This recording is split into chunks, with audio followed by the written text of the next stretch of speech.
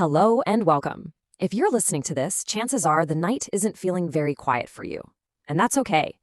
Let's just take a few moments together. We're not going to fight that restless feeling. Instead, we're going to explore some ancient words of comfort. Words written for nights exactly like this one. You know that feeling, right? It's so familiar. The second your head hits the pillow, it's like the volume dial in your mind cranks all the way up. All the worries, the regrets, the things you have to do tomorrow, they just start screaming for your attention. I want you to know you are so not alone in this. This feeling, it's as old as time. So let's just lean into this feeling for a minute. Picture this. Thousands of years ago, people were lying awake with the exact same heavy hearts, the same anxious thoughts we have. People dealing with war, being forced from their homes, just deep personal struggles. And what did they do? They wrote it all down. Not in some polished, perfect way, but as these raw, really honest prayers. Let's hear what they had to say. And what I love about this is how the writer doesn't even try to pretend they're strong. They just come right out and say it. When anxiety was great within me. There is absolutely no shame in feeling that way. This person, this ancient songwriter, they knew that deep worry. But they also knew what it felt like when a quiet comfort came to meet them right there in that feeling. It's amazing, isn't it? The writer here is literally talking to their own soul. They look that feeling right in the eye and say, I see you, I am downcast, I am disturbed. And then, so gently, they just nudge their own heart a little bit, a nudge towards hope. It's like this quiet internal chat, a tiny pivot away from despair and towards trust. So how do we make that same pivot? Well, these prayers keep coming back to this one big idea, finding a place of safety. And it's not a physical place, not a building. It's more like a state of being. A place in your heart and mind where all that chaos just can't get to you.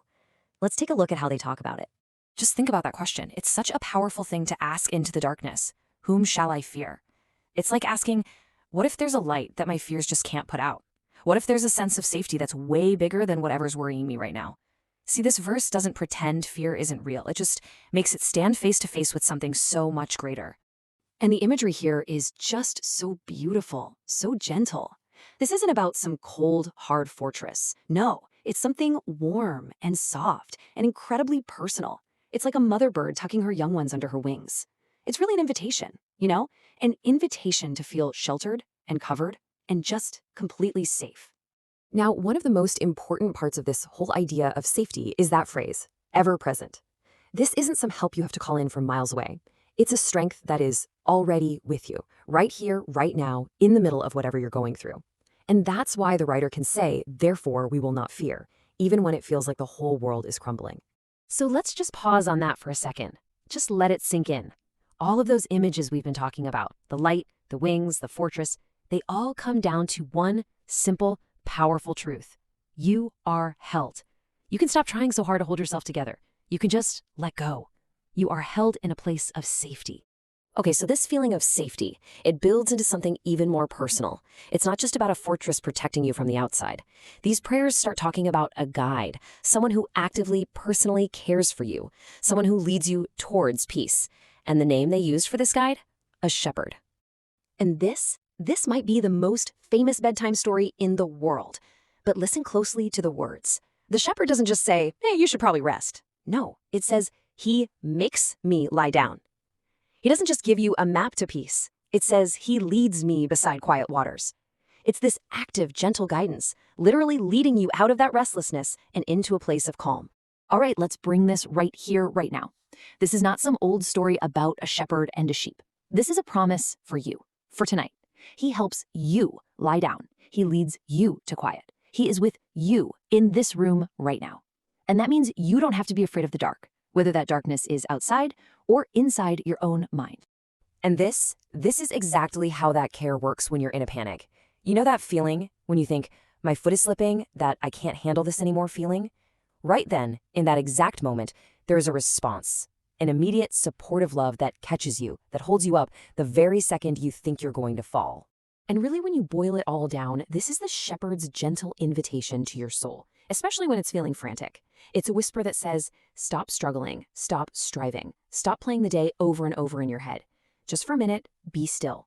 And let that silence be filled, not with all your worries, but with the quiet knowledge that you aren't doing this alone.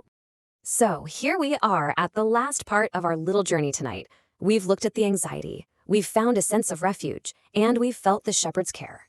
Really, there's only one thing left to do, And that's to let our eyes close and just trust in the peace that's waiting for us. I just love the way this is phrased. It doesn't say fight for your rest or earn your rest. It says return.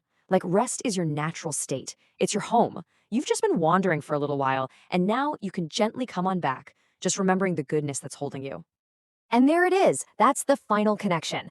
Peace and sleep, they flow directly from feeling safe. It's a simple equation. Because you're in a safe place, you can give yourself permission to lie down. You can give yourself permission to actually sleep. The two are completely connected. So tonight, let this simple, huge promise be like a warm blanket over you. The Lord will keep you from all harm. And what is sleep, really, but a little journey we take through the night? So just feel this promise as a quiet watch over your life, protecting you on that journey, every single part of it. And this last promise, it comes from an old song for travelers. Let this be the last thought that floats through your mind tonight. The moment you close your eyes and the moment you open them again in the morning light, both are watched over. This sense of safety doesn't disappear when the sun comes up. It's for right now, and it's for forever. Sleep well.